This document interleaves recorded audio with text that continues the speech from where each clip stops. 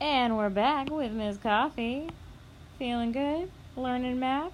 Alright, cool. Sorry, that's weird.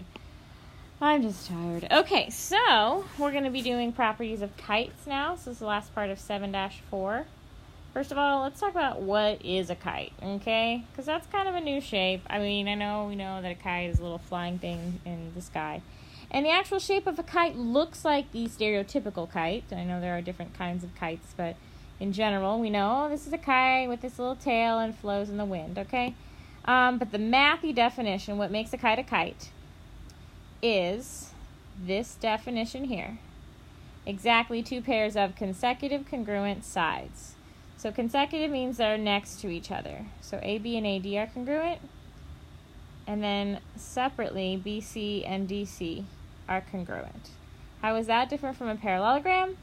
Well, in general, a parallelogram has opposite sides congruent, right? Whereas a kite has these 2 that are next to each other congruent, and then separately these 2 are congruent. Okay? A kite is not a parallelogram. So that's the definition. Another property is the second one here. 1 pair of opposite angles are congruent. You need to be able to recognize which pair that is. Unlike a parallelogram, which has 2 sets of congruent angles, right? All the opposite angles are congruent. In a kite, only 1 pair of angles are congruent. So in that case, let me just erase this. You can usually tell just by looking at the picture. B and D are going to be my congruent ones here. B is congruent to D. But if you're like, why? I don't get it. You need to look at triangles, our favorite shape. So look at triangle ABC. And then I want you to compare that to the one below it. So ACD. Those 2 triangles are congruent. If you're wondering why, it's by SSS. We have the reflexive property, you have the sides here, and then another side here. So they're congruent by SSS, which would then imply by CPCTC that all of the corresponding angles are congruent. Okay? So, you don't necessarily need to know all of that, but that's why we say that these opposite angles, B and D, are congruent. If you were to look at a different pair of triangles, for example, A, B, D, and let's compare that to B, C, D, you can see those 2 triangles are not congruent because you see how I have the double markings here, but only a single marking here. So this triangle is not congruent to this triangle. Why is that important? Because then I can say angle A is not congruent to angle C. So these 2 angles are not congruent, whereas B and D are. Okay? And you're probably like, duh, Ms. Coffee, you are way over-explaining this. Do you want to know why I'm over-explaining this? Because I see students make this mistake all the time. So please don't make this mistake. If I give you angle A here, and I say, okay, this angle A is, 80 degrees. Find the measure of angle C. Guess what? It is most certainly not also 80 degrees, okay? Here's what you have to do. First of all, you'd have to be given more information. That's not enough. So what if I said then angle D, this whole angle down here, was, 120 degrees, yeah?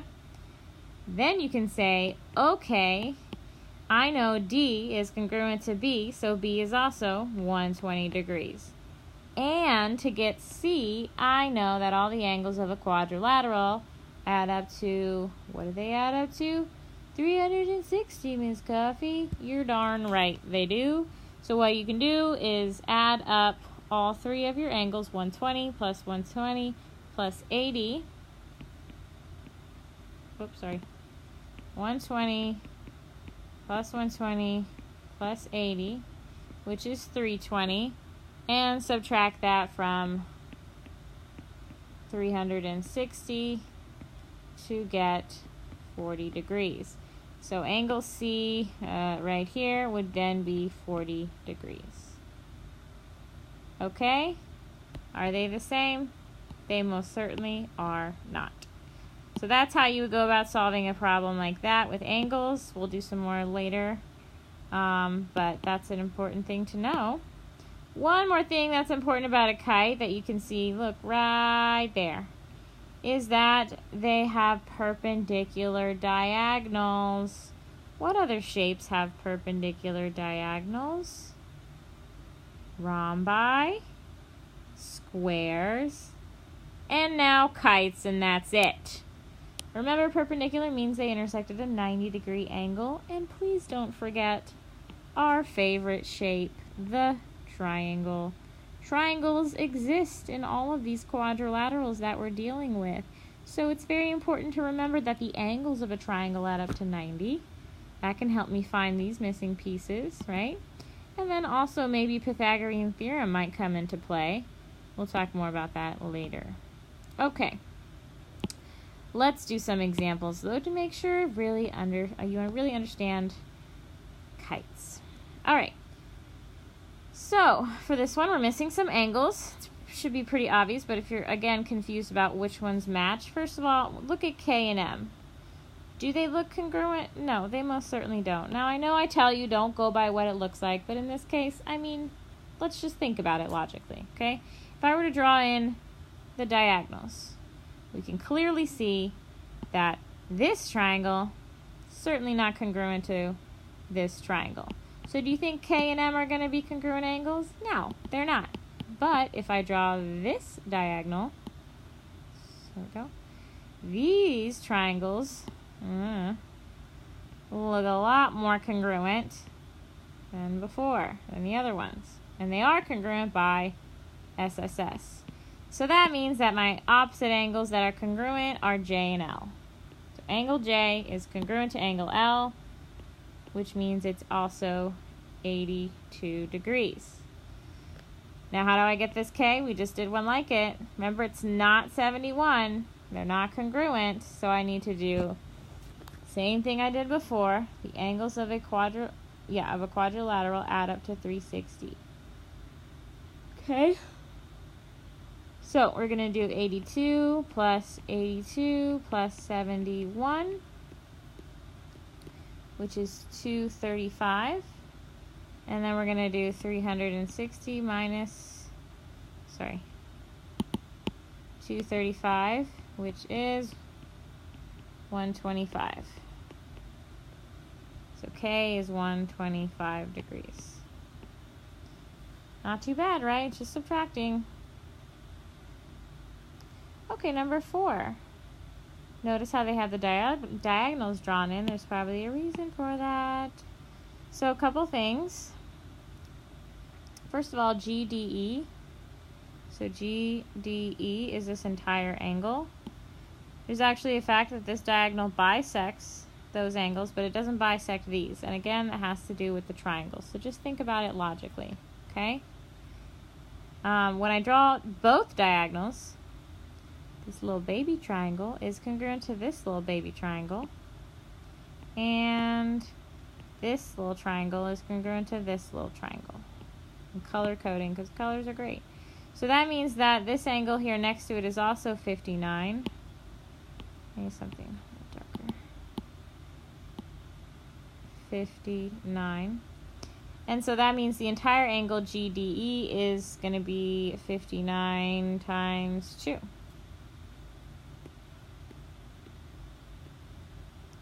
Okay? Which is 118. Alright, now the other part, you got to be careful with this other part. So let's look at DEH. Let me erase all this. Remember that in a kite, the diagonals are perpendicular. So if I want to get DEH, which is right here, DEH, we're going to be looking at this triangle as a whole. And we know the angles of a triangle have to add up to what? 180. That's right. So we're going to be doing this 59 plus 90. Don't forget about my 90 degree there. And then, which is 149. And then we're going to subtract that from, you guessed it, 180. Which will give us 31. All right. Lastly, DGH is going to be this bad boy down here. So, DGH.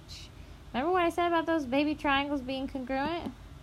Well, guess what? That means the angles are congruent. So if this little piece here is 31, this little piece is also 31. Right? Because I could do the same kind of solving for this triangle. I don't know any of this other information here because I don't have enough numbers or information. But it's not asking me for any of that.